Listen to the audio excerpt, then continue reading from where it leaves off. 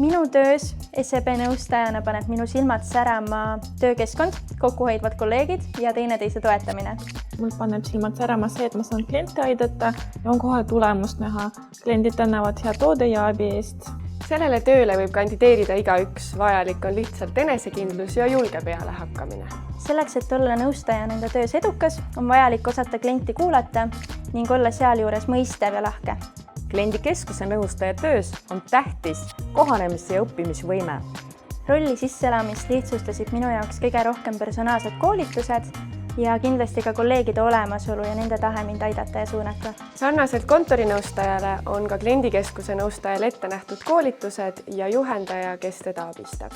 Minu sisseelamise periood on jäänud aastate taga, aga uuele kolleegile olen ma mentor ja nõustaja. Kõige suurem väärtus minu töös on iseenda harimine ja seeläbi klientide finantsalase teadlikkuse tõstmine. Minu jaoks annab suurima väärtuse see, et mul on võimalus inimesi reaalselt abistada, olenemata siis kliendi küsimuse keerukusest.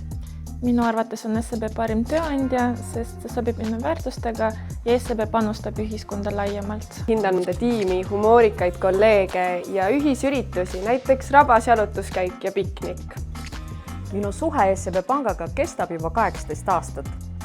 Selle aja jooksul oled leidnud endale palju uusi sõpru. Ilma kelleta ei oska ma enam elu ette kujutada. Tule ja liitu meie tiimiga!